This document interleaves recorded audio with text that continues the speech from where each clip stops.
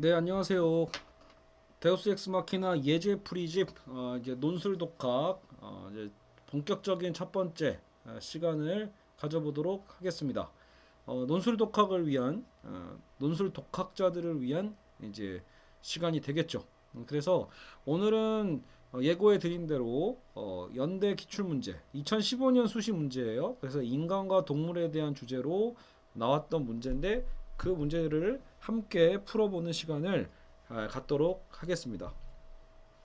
예제 프리집의 제 목차 순서를 보시면 이제 이게 첫 단원이 인간과 자연이거든요. 그래서 인간과 자연이라는 가장 큰 틀 안에서 1-1, 1-1-3 이렇게 나눠져 있는데 이제 오늘 첫 번째는 바로 이 자연에 대한 인식과 인문학 위기라는 그 주제 안에 있는 문제라고 볼 수 있겠습니다.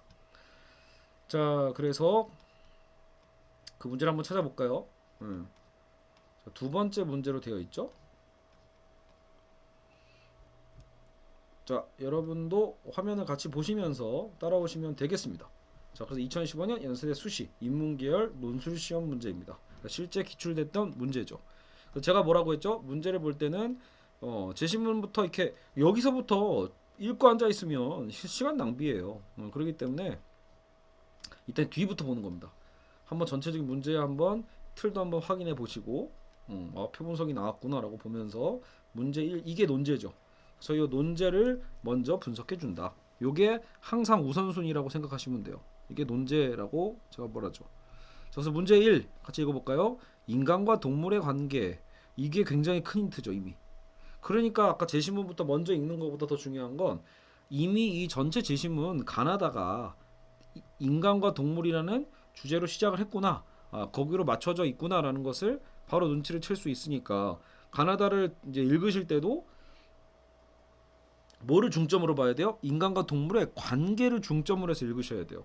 그냥 그 제시문의 내용을 읽는 게 중요한 게 아니에요. 독해는 뭐다? 논자가 시키는 대로 독해하는 게 실력이에요. 그래서 가나다의 논지를 비교 분석하세요라고 하고 있어요. 그래서 가나다가 인간과 동물의 관계에 대해서 뭔가 각기 다르게 얘기하겠죠. 같으면 뭐 비교 분석할 게 없으니까 뭔가 그 다른 만큼 그 차이를 비교하고 분석해 봐라 이 뜻이거든요. 그리고 분량은 천자 안팎으로 안팎이라고 하면 보통은 플러스 마이너스 10%라고 생각하시면 좋습니다.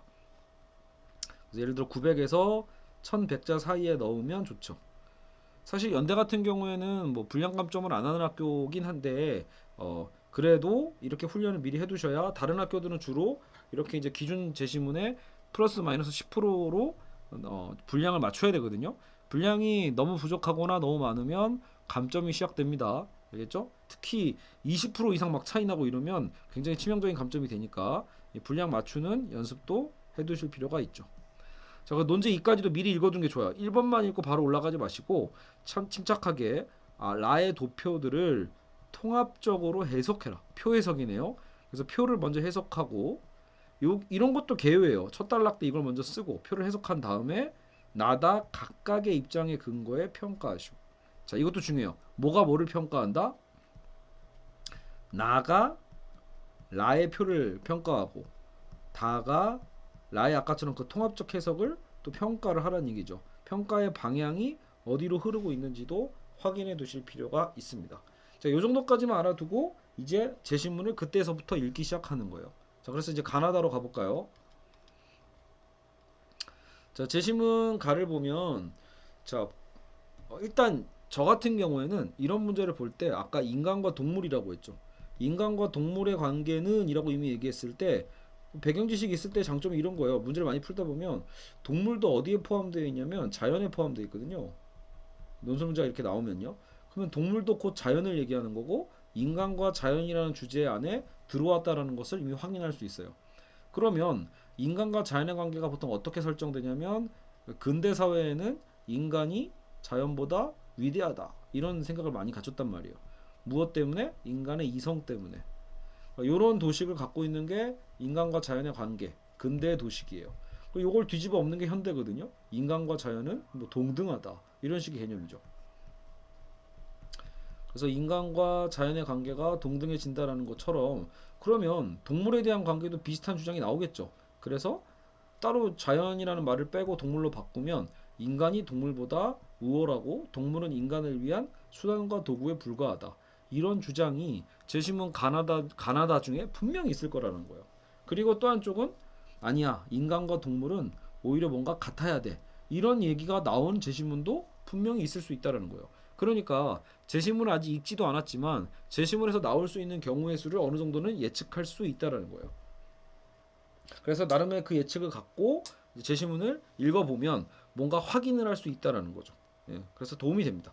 다만 배경 지식이 위험한 건 뭐냐면 안 맞을 때가 있어요. 본인의 상식을 뒤엎는 제시문들이 나올 때가 있거든요. 그럴 때 도식이 맞으면 훨씬 더 시험 시간을 단축시키면서 빨리 독해할 수 있는데 혹여라도 안 맞으면 그때는 본인이 갖고 있던 배경 지식의 어떤 틀을 얼른 버리는 것도 센스입니다.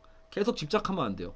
본인이 갖고 있던 배경 지식을 계속 집착하면서 하지 말고 어떤 도식이 있으면 그걸 갖고 제시문에 대입을 해보되 잘 맞으면 다행이지만 안 맞을 때는 과감하게 버려라. 알겠죠? 그때는 제시문 그 자체로 독해하는 센스가 더 필요해요. 알겠죠? 자, 그러면 제시문 가는 보니까 이게 약간 문학 제시문이죠. 연대에는 이런 문학 제시문이 꼭 하나씩은 나오는데 요게 가장 오히려 어려워요. 왜냐하면 출제 의도 파악이 잘 안 되거든요. 대체 왜 이 부분을 냈지?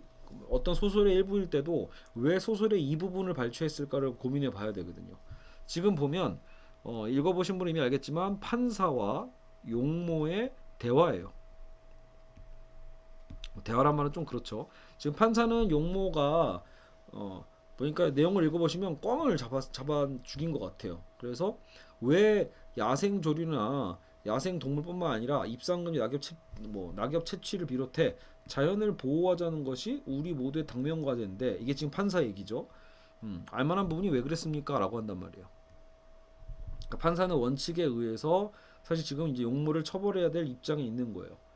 꿩이 비록 천연기념물은 아니다 하더라도 그래도 꿩을 해쳐서는 되겠냐라는 거니까 지금 판사의 입장은 오히려 이런 거죠. 인간과 동물이 뭔가 충분히 인간이 동물을 죽일 수 없는 어떤 동등의 어떤 가치를 좀 보여주고 있다라면 용모가 이제 답변을 해요. 꿩이 보호할 만한 가치가 있느냐 하는 것도 따져볼 필요가 있지 않겠냐라는 거죠. 보호할 건 보호해야 마땅하지만 자 이거를 보면 용모가 그렇게 꽉 막힌 사람은 아니에요. 그러니까 용모가 그렇다고 이유 없이 동물을 죽인다거나 그냥 심심해서 동물을 죽이는 그런 사람은 아니라는 거죠. 충분히 보호해야 될 동물은 보호해야 된다. 다만 인간의 농작물을 해치지 않냐 해로운 새다. 그런 해로운 새는 농군에게 있어서 심지어는 그 참새보다 심각하다라는 거예요. 그래서 일단 반박을 한번 했죠. 예, 아무리 동물 보호도 결국은 뭐다? 보호할 만한 가치가 있는가를 따져볼 필요가 있다. 그래서 이제 인간을 중심으로 얘기하고 있는 건 확실히 간접적으로라도 보여요. 자 어때요? 판사와 용모의 생각이 좀 다르죠. 그러니까 판사가 그래서 다시 한번 뭐라고 하죠? 꿩은 잡아도 무방하다. 해조를 퇴치했다 이겁니까? 라고 하면서 다시 한번 판사가 다그치는데 자 보세요. 제시문의 마지막 답변이 누구죠? 용모죠. 그러면 이 제시문의 주인공은 용모가 될 가능성이 매우 높은 거예요. 그러니까 제가 이 답을 많이 채점하다 보면 의외로 판사의 입장에서 정리하시는 분들이 종종 나와요. 제시문 가를요.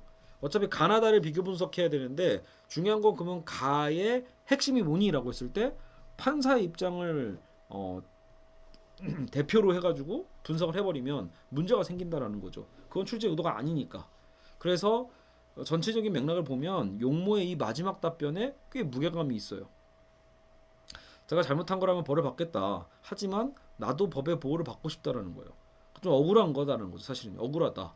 동물에게 동물이니까 물격이죠. 근데 인간에게 그러면 인격이 있단 말이에요. 동물에게 물격, 인간에게는 인격. 그런데 야생 인격이 이제 인간을 얘기한 거죠. 그런데 인간이 동물보다도 거시기하다는 얘기는 맥락상 동물보다도 못하면 말입니다. 이거죠. 그래서는 안 된다. 그럴 수는 없습니다. 이 뜻이죠.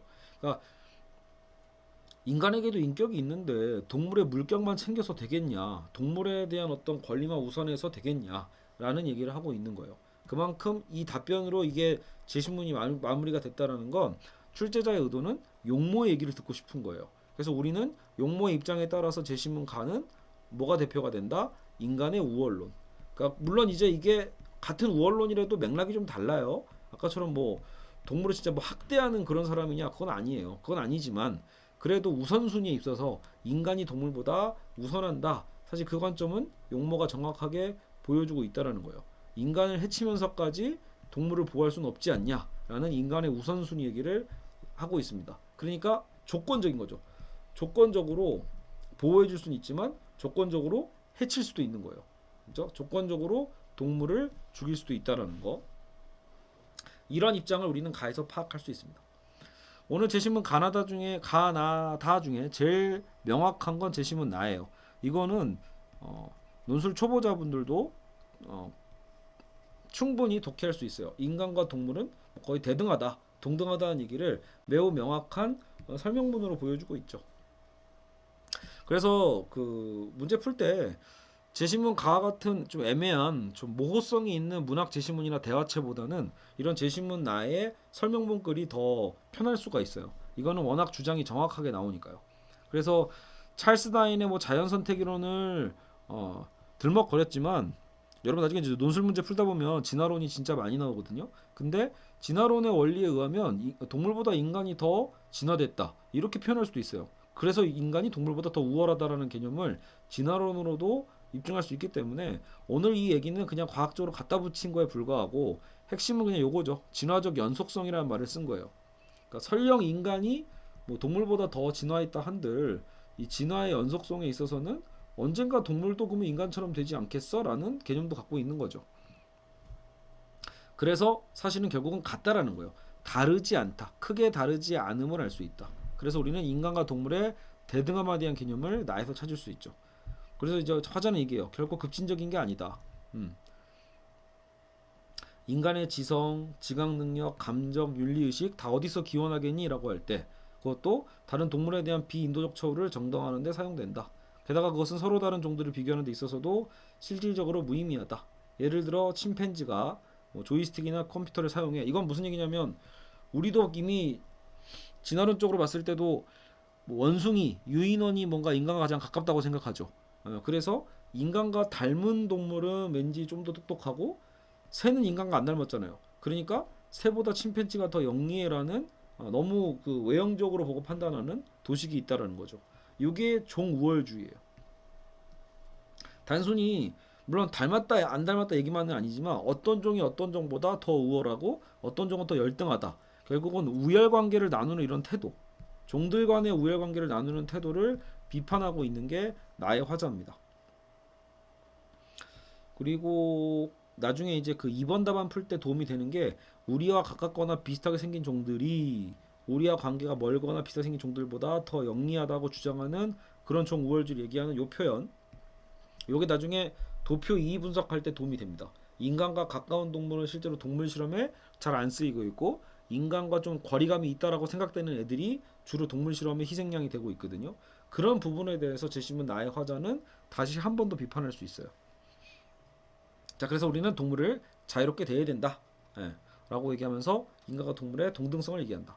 자, 여기까지 보면 어때요? 가나 제시문 독해됐고 가나의 관계도 보이죠. 제시문 가나는 철저하게 대비되고 있다. 가는 인간의 우월론, 인간을 더 중시하고 나는 뭐 동물 우월론까지는 아니지만 결국 인간과 동물의 동등성을 보여주면서 동물의 가치를 크게 올려놨죠. 종적으로 다르지 않다. 이 얘기를 하고 있어요. 자, 그러면 이제 다가 핵심이 되는 거예요. 다를 어떻게 독해하느냐가 정말 중요한데 제시문 다는 자, 가나가 이렇게 대립된 관계에서 다는 어떤 역할을 하고 있는가? 자, 이 첫 문장이 매우 명확하게 얘기를 해요. 첫 문장 보고 가와 같아요, 나와 같아요라고 묻는다면 뭐겠어요, 당연히. 동물은 자의식적이지 않고 목적에 대한 수단인데 그 목적이 인간이래요. 그러니까 인간을 위한 수단이다라고 했으니까 제시문 가의 도식과 매우 같죠. 인간이 동물보다 우월하다는 얘기예요, 결국은. 이러면 제시문 다는 가와 같아지게 되는데 자, 근데 답안이 이렇게 쉽게 나오냐? 그렇지는 않아요. 읽어보면 정작 재밌는 표현들이 나오죠. 첫 문장은 명확하게 인간이 동물보다 우월하고 동물은 인간을 위한 수단이라고 얘기해 놓고도 뒷부분 얘기들은 다 뭐예요? 동물에게 자유주자예요. 그러니까 제시문 가의 아까 내용은 뭐예요? 인간이 동물보다 더 우선한다라고 얘기하면서 필요에 따라서 우리는 동물을 희생시킬 수 있어요. 근데 제시문 다는 그런 얘기는 별로 없고 오히려 동물에게 자유롭게 잘해주자 이런 말이 나와요. 그래서 그런 얘기 근데 왜 하냐? 근거를 잘 보시면 그럼에도 불구하고 제시문 다는 가와 비슷하긴 해요. 그러니까 겉으로 드러나는 어떤 실천, 동물을 잘해주냐 잘해주지 않냐에 대한 부분은 다를 수 있을지언정 제시문 다가 동물에게 잘해주는 이유 자체도 보다 동물에 대한 우리의 의무가 인류에 대한 간접적 의무와 동일하기 때문이에요. 쉽게 얘기해서 나약한 동물을 보호해주는 사람이 나약한 인간을 도와줄 수 있는 가능성이 더 높을 수밖에 없죠. 나약한 동물마저 학대하고 괴롭히는 사람이라면 같은 인간 안에서도 충분히 학대하고 괴롭힐 수 있는 인간일 가능성이 높잖아요. 결국은 인류에 대한 우리의 의무인데 어떤 의무? 간접적인 거예요. 동물에 대한 의무를 수행하면 간접적으로나마 인류에 대한 우리의 의무를 수행하는 셈이 된다. 이런 얘기입니다. 그 얘기가 계속 나와요. 반복적으로. 똑같은 얘기입니다. 왜냐하면 이 글 자체는 그래도 쉬운 글은 아니기 때문에 제가 보면 종종 이 뒷부분을 약화시켜서 빼먹거나 그러니까 이 앞부분을 명확하게 읽고 나서 그냥 다와가는 아예 같애라고 아예 독해하는 사람도 있고요. 이건 너무 성급한 거죠. 한편으로 앞부분을 오히려 좀 대충 읽고 뒷부분에 동물에게 잘해줘야 돼만 떠올라서 제시문 다가 나와 아예 같아 이렇게 독해하는 사람도 나와요. 여기도 나오고 여기도 나온다. 그러면 사실 그렇게 되면 뭐예요? 이중적이라는 소리죠. 제시문 다는 어떻게 정리하냐에 따라서 가와 같은 부분도 있고 역시 나와 같은 부분도 있어요. 근데 그때 필요한 게 여러분의 어휘력입니다. 어떤 어휘로 이것을 구분해낼 것인가 이것을 판단할 필요가 있죠. 자, 그럼 됐어요. 여기 그나마 좀 더 읽을 게 있나요? 비슷한 얘기가 나오고 있는데 그가 자신의 인간적인 감정을 구토에 억눌러야 하는 것이 아니라면 그는 동물에게 친절하게 대해야만 한다. 동물에게 잔인한 사람은 사람을 대하는 데 거쳐지기 때문이다. 거의 같은 내용이죠. 자, 그럼 우리가 이제 구성을 할 때 이런 구성을 할 수 있어야 돼요. 제시문 가나다를 보면 이거는 그러면 연습지를 좀 볼까요? 자, 이제 우리는 1번 답안을 이제 작성을 할 수 있게 되는 거죠. 제시문 가나다를 다 읽었고 독해를 했으니까요. 그랬을 때 어떤 순서로 할 것인가, 어떤 순서로 구성할 것인가 이제 이런 고민을 좀 할 필요가 있죠. 자, 가장 순진한 방법은 뭐예요? 지금 우리는 천자를 써야 되는데 가나다 비교 분석이에요. 그러다 보면 이렇게 쓰는 경우가 종종 나옵니다. 가나다. 그래서 굉장히 길게 요약을 하는 거예요. 제시문 가나다를 길게 요약해서 요약 중심의 답안을 쓰는 경우가 나와요. 가 300, 나 300, 다 300, 3대 3대 3 이런 식으로요. 근데 어때요? 이렇게 요약을 만약에 또 요약을 또 잘하면 두 가지식으로 만약에 요약 배치 잘해두면 그래도 오늘 우리가 풀어낸 구성은 보일 수도 있지 않겠어요? 제시문 가가 인간이 동물보다 뭐 우월한 거, 인간과 동물과 대등한 것, 제시문 다는 인간이 동물보다 우월은 한데 정작 그러기 때문에 오히려 인간의 우월성을 드러내는 과정에서 인간과 인간의 관계에 있어서 되려 동물을 대등하게 대해줘야 된다라고 해서 뭔가 이중적 관계. 그러니까 오늘 제시문 다를 이런 그림으로 보는 것도 좋은 아이디어예요. 이렇게 순차적으로 보는 개념보다 제시문 가나가 이렇게 대립이 되는데 제시문 다는 그런 두 가지 요소를 다 갖고 있다. 인간의 우월론적 측면과 동물과의 어떤 대등한 측면을 나름대로 다 갖고 있다라고 해서 뭔가 이중적, 종합적 이런 개념으로 표현해 볼 수도 있을 겁니다.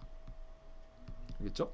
이렇게 구성하는 게 일단 좋겠죠. 그러면 여기서도 그냥 단순 요약을 300, 300, 300 이렇게 하면 비교 분석이 잘 안 되잖아요. 그냥 그건 뭐예요? 네가 알아서 다 읽어 이런 거거든요. 읽는 사람한테 조금 더 친절하게 특히 이 제시문을 안 읽은 사람들을 위해서라도 이래도 되거든요. 결국은 아니면 가나다의 핵심만 정말 짧게 짚어줘서 이걸 전체를 300자로 잡는 경우도 있고요. 그리고 나서 구분을 해보는 거예요. 그렇다면 인간 우월론의 어떤 관점을 보이고 있다는 측면에서는 제시문 가다가 연결이 된다. 그래서 뭔가 가다의 연계 방식으로 풀어가셔도 될 것 같고요. 그리고 인간과 어떤 대등한 동등함에 대한 얘기를 했을 때 제시문 나를 좀 따로 구성을 해볼 수 있겠죠. 그리고 나서 제시문 가다의 차이를 한 번 더 얘기하는 거예요. 그렇죠? 그러니까 가다가 물론 인간 우월론은 같는데 그럼에도 불구하고 가다에도 어떤 차이가 있더라라는 추가적인 분석을 해주는 거죠. 그러면 순서를 이렇게 바꿔도 돼요. 제시문 나는 먼저 쓰고 제시문 나를 먼저 작성하고 정리를 딱 해요. 인간과 동물은 짤없이 같다는 어떤 방식을 보여주시고 두 번째 단락에서 제시문 가다가 왜 붙어 있는지를 보여주는 거죠. 가다가 왜 붙어서 인간이 동물보다 우월하다고 얘기하고 있으니까. 그리고 그 다음 단락에 새끼를 쳐서 재심은 가다가 근데도 좀 차이가 있어 라고 해서 재심은 다가 의외로 또 나의 요소와 비슷한 부분이 있더라라는 것을 독해해주고 분석해줄 필요가 있어요. 저런 식으로 배치를 한다라면 훨씬 더 답안이 다채롭게 구성이 될 수 있다라는 거죠. 그러니까 단순 요약식 가나다 이런 요약보다는 어떻게 보면 여러분 안에서 충분히 남들에게 설명을 해주는 거잖아요. 어떻게 보면 내 답안을 통해서 아 이게 가나다가 이렇게 보면은 얘랑도 같고 이렇게 보면 얘랑도 같은 부분이 있을 수 있어라는 깊이 있는 분석력을 보여주려면 실제로 여러분이 뭔가 고민을 해서 구성을 좀 다르게 가져갈 필요가 있다라는 거예요. 됐죠? 아니면 이런 방법도 가능해요. 제시문 가를 용모의 입장에서 정 못 본 사람들, 그러니까 즉 판사와 용모를 그냥 나눠서 둘 다 쓰는 사람들도 나와요. 그래서 판사의 입장, 용모의 입장. 그럼 판사 입장은 뭐였죠? 인간과 동물의 그래도 보호하자 쪽이었고, 용모는 그래도 인간의 인격이 우선이죠 이거였거든요. 그러면 이 가를 아예 그러면 두 개로 나눠서 분석한 사람은 이렇게 찾아가도 되죠. 가의 판사는 나와 연결되고 가의 용모는 제시문 다와 관점이 비슷하다고 이렇게 연결해서 걸 수도 있어요. 물론 역시 또 제시문 다에서는 동물에게 그래도 자유롭게 대해주자는 부분이 있기 때문에 그 안에서도 물론 또 차이를 만들어낼 수도 있겠죠. 이런 고민도 해볼 수도 있을 것 같아요. 제시문 가와 다를 비교할 때 그러면 가다가 정말로 그렇게 다르냐, 다름에 대한 얘기를 또 많이 강조할 수도 있겠지만 이럴 수도 있지 않을까요? 용모는 현실이잖아요. 제시문 다는요, 제가 보기엔 일종의 원리를 얘기하고 있는 것뿐이에요. 그러니까 제시문 다에서 용모의 상황을 얘기할 때 만약에 가의 입장에서 이런 얘기 해볼 수 있죠. 용모가 만약에 다의 화자에게 당신 같으면 어떻게 할 거냐? 당신 같으면 동물은 인간을 위한 수단과 도구라고 똑같이 생각하고 있는데 동물에게 나도 잘해주고 싶다. 용모도 그럴 수 있겠죠. 나도 평소에는 강아지도 키우고 동물 되게 잘해줘. 근데 문제는 뭐다? 내 생계를 위협하는 그 농작물을 해치는 해조에 대해서 죽인 건데 그게 꼭 그렇게 문제니? 라고 한다면 제시문 다의 화자도 용모와 똑같은 상황이라면 진짜 그럴 수도 있지 않을까요? 제시문 다의 화자도 조건에 의해서 인간에게 해를 끼치는 전제하에서 본다라면 용모처럼 동물을 해하는 거에 대해서 찬성할 만한 여지도 사실은 보일 수 있어요. 이건 이제 제가 추가적으로 생각해 본 거예요. 그만큼 연대 답안은 매우 단순하지가 않아요. 결국은 제시문을 이렇게 뜯어보고 고민하다 보면 몇 가지 아이디어들이 막 떠오르거든요. 그런 아이디어를 어떻게 정리할 것인가, 이거를 여러분이 과감하게 잘 해줘야 됩니다. 자, 그러면 제 답안을 한번 1번 답안을 읽어보죠. 주어진 가나다의 논지를 비교 분석하시오였죠. 단락을 보면 저도 어떻게 보여있죠? 첫 두 줄로 일단 한 번은 저는 공통점을 하나 좀 정리를 했다가 시각 차이가 있다라고 스타트를 끄는 거고, 그리고 전 제시문 나를 먼저 썼어요. 제시문 나가 먼저 쓰고 가다와 대비를 시켜놨죠. 나와 가다를 대비시켰고, 그럼 당연히 아까 제가 알려드렸잖아요. 밑에서 뭐라고 한다? 가와 다 안에서도 근데 차이가 있다라고 해서 여기선 가다의 차이, 여기는 가다의 공통점, 이런 부분으로 설명을 다 마친 다음에 최종적 마무리를 했습니다. 이렇게 해서 분량을 또 천자를 딱 채울 수 있거든요. 한번 보죠. 주어진 가다의 제시문들의 내용들은, 자, 제시문 가에서 뭐가 나와요? 야생 동물 보호 나오죠. 나에서는 종 우월주의 비판 나오죠. 다에서는 동물에 대한 의무가 나와요. 자유로운 행동. 그러니까 제시문 모두가 사실은 뭐다? 인간과 관계 맺는 동물 생명의 중요성을 원론적으로 인정하고 있다라는 거예요. 그래서 공통적이다. 그러나 인간과 동물의 관계에 대한 세부적 시각 차이는 각기 다르다라고 얘기하면서 그럼 뭐가 다르니라는 것을 설명해 주는 거죠. 그래서 나 같은 경우에는 종 우월주의 위험성을 들어서 자기와 다른 종에 대한 무분별한 폭력과 고통 허용을 비판하고 있는데, 이 비판의 근거가 인간과 동물의 동일성에 있다라고 얘기를 하는 거죠. 자연 선택 이론을 이제 등장시키면서 광범위한 범주에서 본다면 인간 역시 생물 진화의 연속성에 불과하며 나아가 각 생물종 안에서 우열주의 자체가 무의미함을 제시하고 있다. 이렇게요. 제시문 나는 그럼 일단 정리가 끝났죠. 정리도 끝났고 얘는 철저하게 다른 가능성이 없는 거예요. 인간과 동물은 철저하게 그러면 같은 개념으로 이해하면 끝이 나요. 그리고 나서 이제 가다가 다른 거죠. 반면 가다는 그렇지 않거든을 보여주는 거예요. 요 단락은 인간이 오히려 동물보다 우월하거든 이라는 것을 이제 제시문에서 찾아주는 거죠. 그래서 가에서 용모의 관점에서 인간 존재의 우월성을 역설하고, 그렇죠?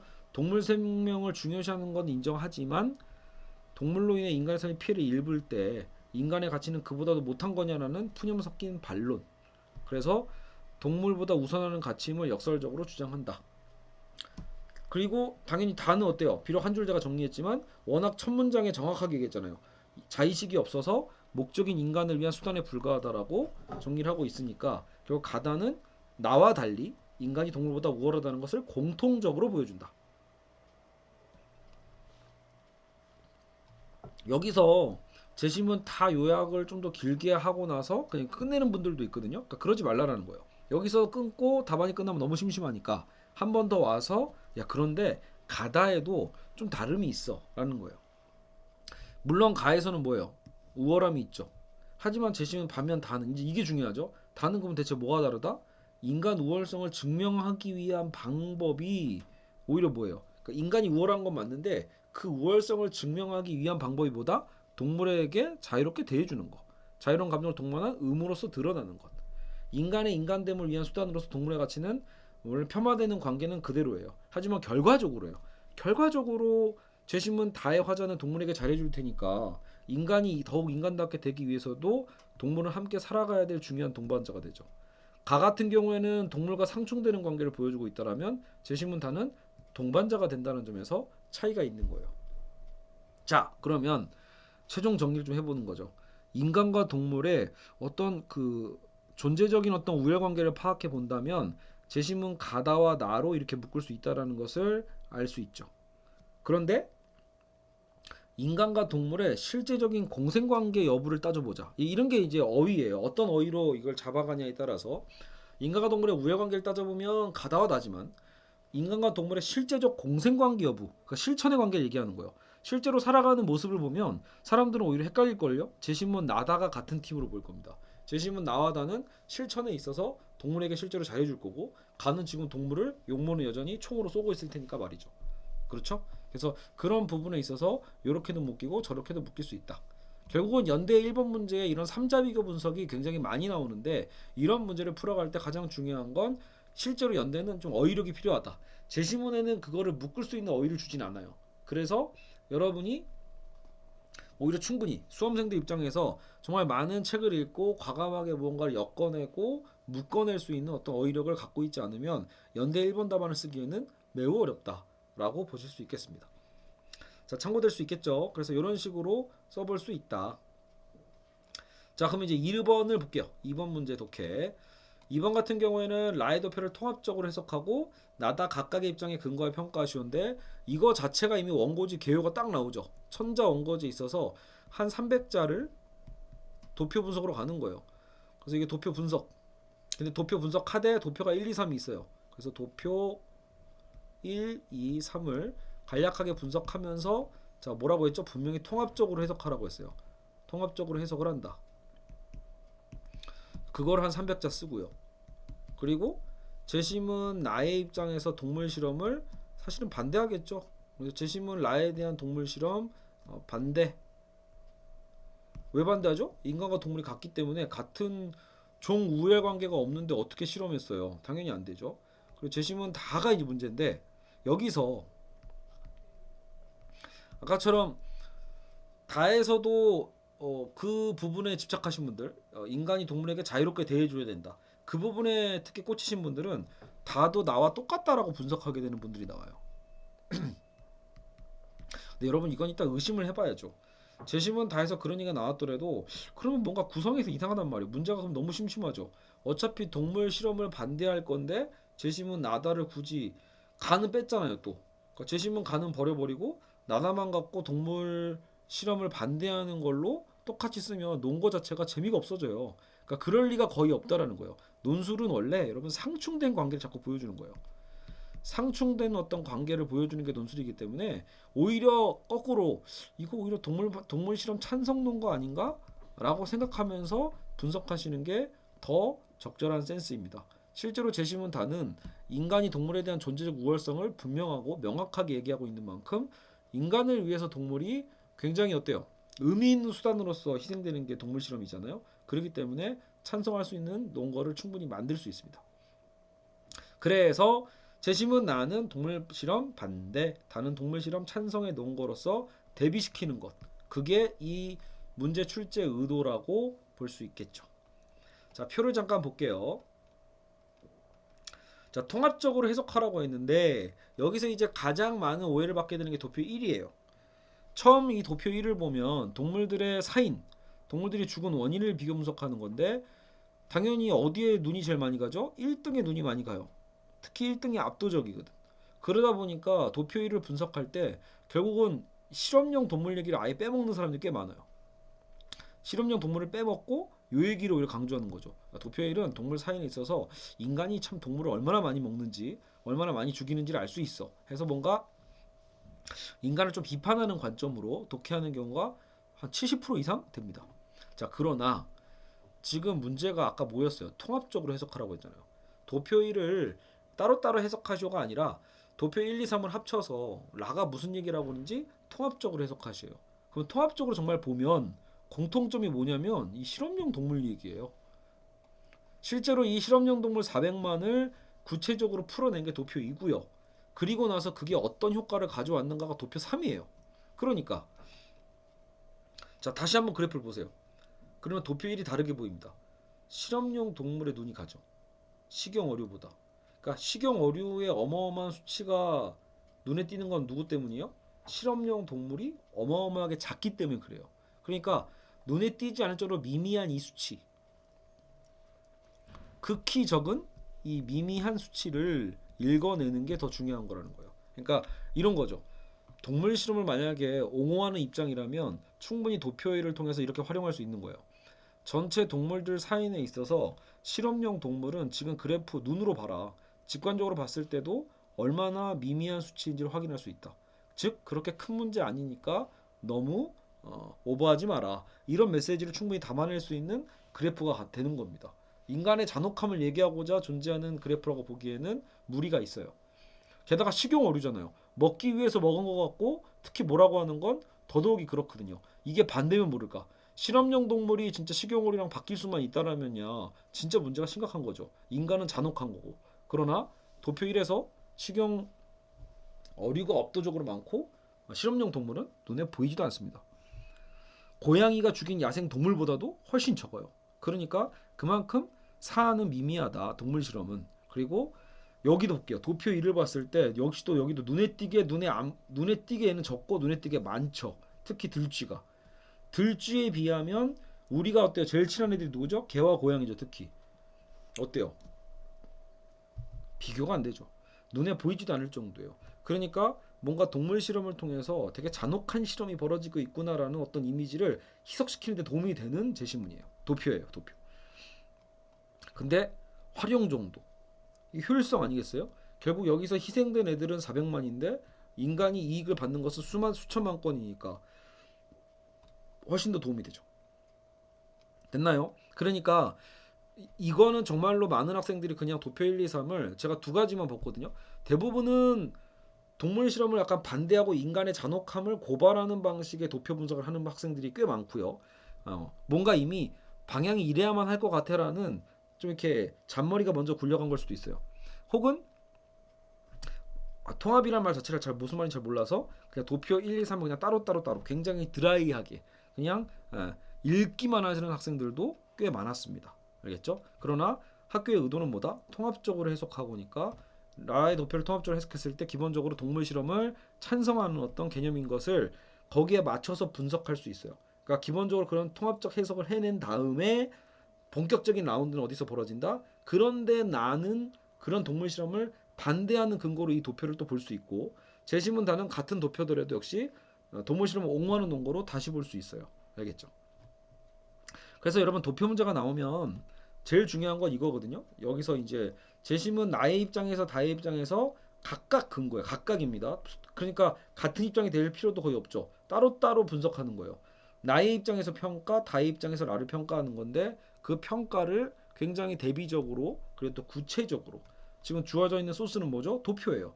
이 도표를 활용해 가지고 분석하시면 그러니까 빼먹지 마시라는 거예요. 괜히 이것도 본인이 알고 있는 입장에서 위에서 라에 대한 도표 얘기를 이미 했으니까 밑에서는 안 해도 되겠지가 아니라 충분히 논거로 활용할 수 있다. 알겠죠? 자, 그러면 전체적인 해석이 끝났고요. 이제 제 답안으로 확인을 해보죠.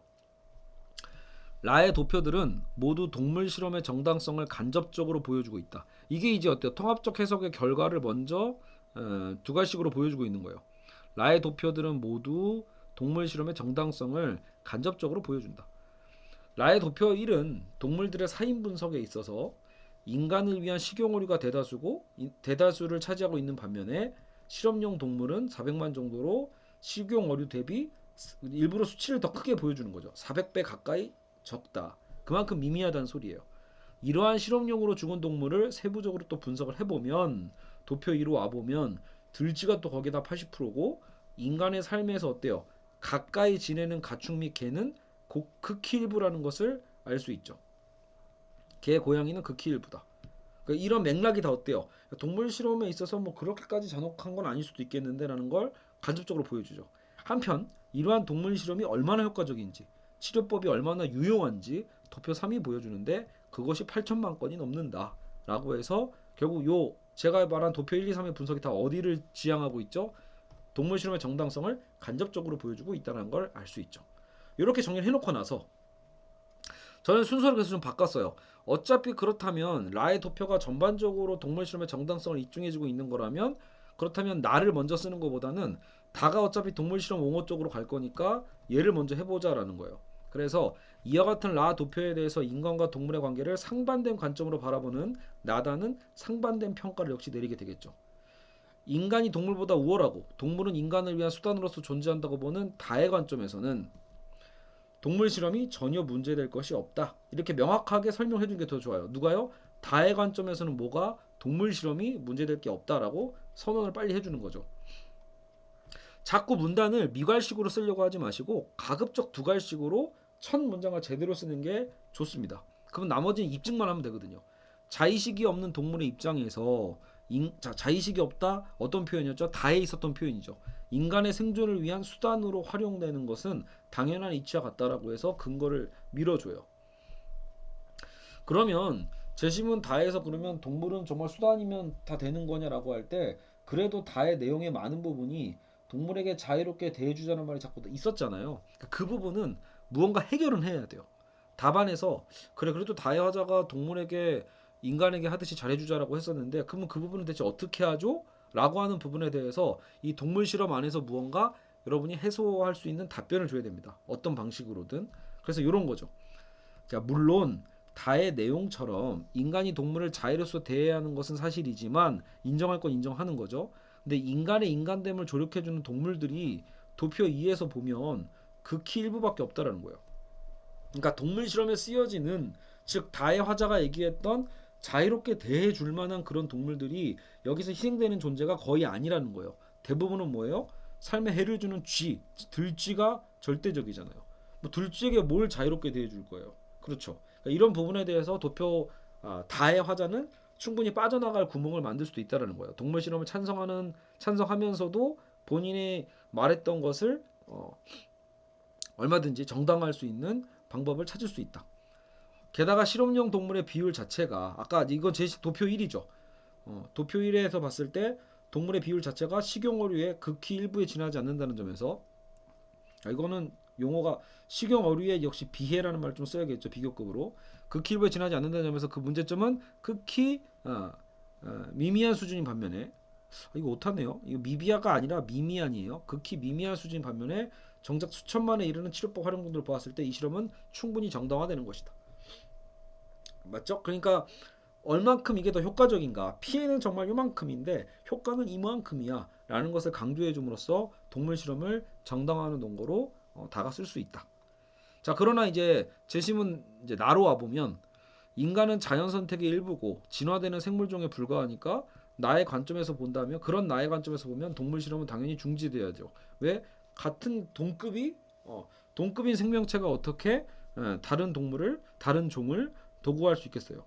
그러니까 즉 동물이 어쩌다가 진화를 해서 인간을 실험용으로 써서 안 되는 것처럼, 안 되는 게 당연한 것처럼 인간 역시 동물을 그렇게 써서는 안 된다라는 거죠. 그래서 이미 이 실험 자체가 도표 3에서 보여지듯 인간만을 위한 이미 목적 아니냐. 그러니까 도표 3조차도 나의 화자는 비판할 수 있다라는 거예요. 야, 이거 도표 3 봐라. 얼마나 인간 중심주의인지 봐라. 예, 그러면서 종우월주의인지 봐라. 라고 할 수 있죠. 그래서 다른 종들이 수단화되는 과정이에요. 즉 나의 화자가 부당하다고 생각하는 종우월성의 폭력이 전제된 실험인 거죠. 인간의 생존을 위해서 어떠한 생물종도 수단으로 희생되어서는 안 된다. 따라서 도표 1, 2에서 드러나는 인간과 가까운 그 정도는 아무 의미가 없다. 도표 1, 2가 뭐가 나왔었죠? 식용어류냐, 뭐 실험용이냐, 들쥐냐, 고양이냐 1, 2를 다 포함해서 제가 쓴 거거든요. 그러니까 즉 인간과 가깝고 멀고의 정도는 아무 상관이 없다라는 거예요. 모두가 동등한 진화의 주체다. 그렇기 때문에 그 어떤 요만큼의 어떤 차이 갖고 지금 재심은 다의 화자처럼 정당화시키려고 하지 말라라는 거예요. 야, 그래도 들쥐는 해롭잖아. 해롭지 않은 애들은 거의 동물 실험에 쓰이지 않고 있잖아. 뭐 이딴 얘기 하지 말라라는 거예요. 그렇게 분류하는 것 자체가 종우월주의니까. 알겠죠? 이런 논거로 충분히 나의 입장에서 비판할 수 있습니다. 그러니까 이런 걸 우리가 찾아내는 거예요. 재심은 나다는 원리만 얘기했다라면 그 원리를 갖고 지금 우리는 이 동물 실험을 적용해서 과감하게 다른 입장에서 충분히 그 입장을 평가하고 비교 분석해 볼 수 있는 거죠. 라의 동물 실험은 폭력을 정당화하는 종우월주의일 뿐이며 같은 진화의 주체인 그런 그들, 동물이겠죠? 그들의 고통에 귀를 닫는 행위에 불과하다라는 이 다의 어떤 그 마지막 구절을 바탕으로 마지막 문장을 만들어 봤습니다. 자, 어때요? 이렇게 하면 구성이 딱 보이죠? 도표를 통합적으로 해석했고 여기서 이제 다에서 라의 평가, 나에서 라에 대한 실험을 평가했습니다. 그리고 그것을 상충되게 대립적으로 평가함으로써 문제의 어떤 긴장도를 높여줄 수 있죠. 논술은 잊지 마세요, 여러분. 긴장감을 높여줄 수 있는 어떤 상충되는 가치의 충돌이 항상 논술 문제는 있습니다. 가치의 충돌이 없는 논술 문제는 없어요. 알겠죠? 그냥 단순히 지식을 평가하고 묻는 문제가 아니라 항상 어떤 가치가 충돌해서 막 딜레마에 빠져 있는 그 상황에 우리를 개입시키는 거거든요. 이런 상황에서 너는 어떻게 생각하니? 혹은 이런 상황에서 재심은 나를 통해서 나를 비판해봐라, 나를 통해서 나를 비판해봐라. 이런 식으로 끊임없이 어떤 상충된 것을 극대화시키는 능력, 이게 우리에게 필요합니다. 갈등이 이만큼 큰데 그 갈등을 별거 아닌 것처럼 요만큼 줄여버리는 건 좋은 논술 답안이 아닙니다. 아시겠죠? 자, 그래서 인간과 동물에 대한 관계의 오늘 첫 문제, 첫 번째 본격적인 해제 수업을 진행해 봤습니다. 자, 그래서 그 인간과 동물의 관계에 대해서 뭐 더 많은 얘기들, 뭐 나중에 보면 자본주의와 연결되면 공장형 축산의 어떤 문제 같은 것도 다뤄볼 수 있고 그런 문제들도 종종 나오거든요. 그러니까 문제는 또 얼마든지 변형될 수 있어요. 인간과 동물이 아니라 인간과 자연이 될 수도 있고 또 다른 환경론적인 문제들이 나올 수도 있겠죠. 근데 그런 부분들은 또 추후에 또 한번 풀어보도록 하고요. 오늘 어쨌든 이 첫 번째 시간은 여기서 이렇게 마무리를 하도록 하겠습니다. 그래서 만약에 이 문제에 대해서 역시 뭔가 또 그 문의가 있거나 아니면 여기에서 추가적인 본인은 그래도 뭐 영상 첨삭이라도 받고 싶다라고 하시는 분이 있다라면 제가 이제 이 강의 안내 밑에다가 안내를 적어 놓을 테니까 그걸 참고해서 연락을 주시면 신청하시면 되겠습니다. 자, 오늘 수업 고생하셨고요. 독학하는 모든 분들 화이팅입니다. 아시겠죠? 그래서 여러분이 주어진 상황 안에서 정말 최선을 다해서 좋은 성과, 좋은 성취가 늘 있었으면 좋겠습니다. 다음 두 번째 시간에 뵙도록 하고요. 자, 두 번째 시간 문제는 이왕 연대 문제 푼 거 요걸로 가죠. 두 번째 시간은 요거 예제 4-2번 창의성의 근원 문제 있어요. 연세대 역시 문제입니다. 그래서 두 번째 문제도 이 창의성의 근원에 대한 문제로 한번 선택해서 풀어보도록 하겠습니다. 알겠죠? 다음 시간은 요걸로 찾아오도록 하겠습니다. 자유와 자연 사이. 그래서 이 부분 한번 이론 교재도 읽어보시고 이 관련된 부분들 풀어보시기 바랍니다. 다음 시간에 뵙겠습니다. 감사합니다.